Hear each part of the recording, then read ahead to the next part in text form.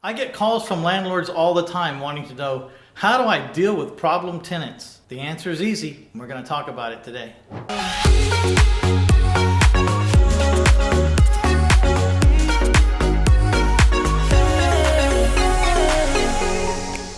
My name is Mitch Stephen, and I've been on both sides of the fence. I've been a buy and hold landlord, and I've been an owner financier. And I'm going to show you why I chose to be an owner financier and how I handled my problem tenant. When you're a landlord and you have good tenants and things are going great, there's nothing better. As a general rule, when I pick up properties that have tenants, if they're doing good, I don't mess with them. You know, just don't go up and kick a sleeping dog. It's fine. Everything's fine. Leave it alone. But when they become problems, then I start to switch my strategy. I don't like being a landlord. I don't like the tenant calls. I don't like the calls for toilets and repairs. I don't like the move-outs and the make-readies. I don't like the destruction that happens when tenants leave. I don't like any of that stuff. And I found a strategy that eliminates it all, but I can still keep the cash flow. And most of all, I can pick up bigger financial commitments up front in the form of a down payment, and I can count on the cash flow that's coming in because it's a mortgage cash flow, not a rental cash flow. I used to own 25 rent houses, and I thought I was going to clear about $7,500 a month maximum on paper. Even I wasn't that naive. I knew that maybe I would have to pay for some repairs and some move-outs, and so I was only counting on $3,500 of the $7,500, but I didn't even collect that.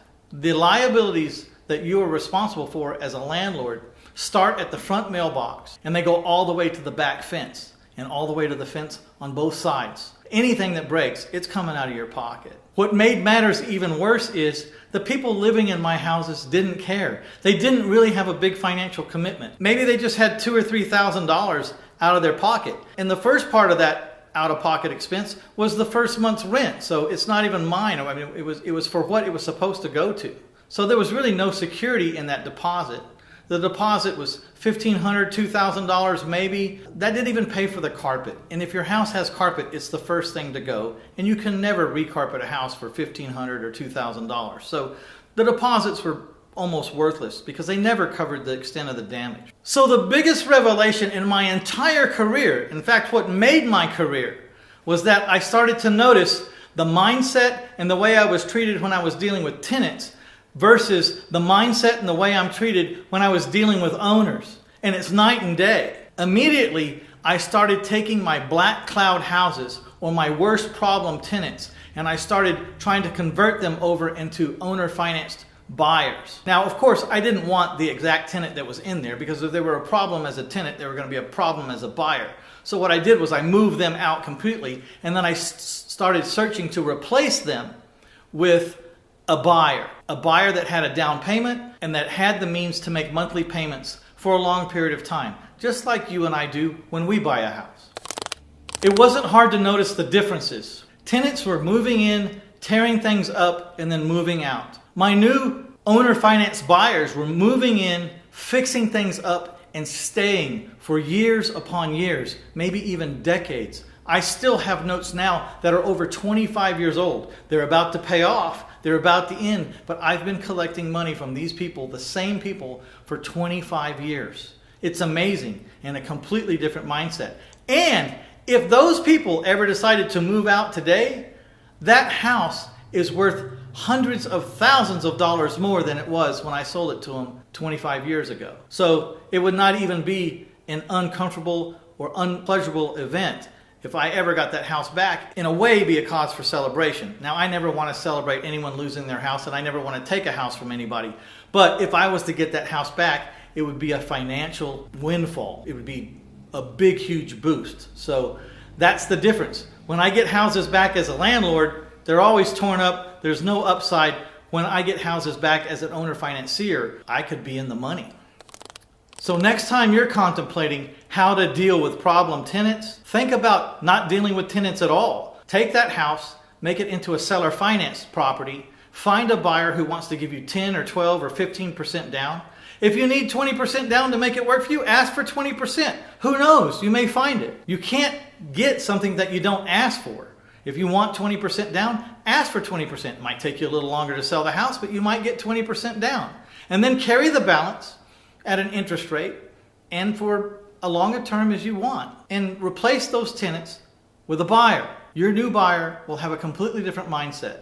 Again, tenants tear houses down and move out. Buyers fix houses up and stay forever. It's a good thing. And that's how I've been handling my problem tenants. A lot of my rentals were simple houses, just little Walmart houses for Walmart people. There was nothing fancy about them. 1,000 square foot, 1,100 square foot, 1,200 square foot. The neighborhoods weren't spectacular. Of course, the designs were not spectacular. But one day, I was with a person who was thinking about becoming my partner, and they wanted to know who buys these houses. So I had just happened to pick him up in my truck and say, let's go, I have a closing. You want to know who buy these houses? You're going to go to this closing with me. Now, I had no idea what to expect. But when we got to the closing, we went to the title company, and there was this family, and they were dressed in their Sunday finest. All of them were dressed to the nines. The man had on a suit with a bolo tie. The wife and the 3 daughters had on long gowns, as like prom gowns, something you would really put on to go to something lavish. Not that those clothes were expensive or that you would have been impressed by those clothes, but you could tell it was the best clothes they had. They picked the best clothes they had. And they did this closing, and then when everyone left, the closer, who kind of missed the point, said, what the hell was that all about? They were all dressed up like they were going to a wedding or something. And I looked at my potential partner across the way and at that closer, and I said, these people are proud. It's one of the biggest moments in their life. They're fixing to own a house probably for the first time since any of them have been born. And it was a special occasion, and they wanted to mark the day, and they dressed up like that. Then later, after that conversation, we went outside to go get in our cars, and they were out there taking pictures, holding their papers, and there wasn't a dry eye on either one of them, any of them. They were all crying, and they were all holding up their keys, and they were taking videos, and they were talking into the camera. And I just looked at both of those people who had questioned why they had got so dressed up, and I said, there you go, look at them. That's happy. He says, we shouldn't judge the calories of these houses by what we live in. There are people that come from places that have dirt floors. There are people that come from places where they can't even own a property. It's not even within the realm. And so when we offer owner financing, even on simple houses or simple properties, or even mobile homes for that matter, don't underestimate how important it is to this person as an owner. And it's, again, I can't tell you enough. The difference between the mindset of these owners and the tenants is night and day. You want to solve your cash flow problem. You want to solve the problem of move-ins and moves-outs and people tearing down your property or running off in the middle of the night.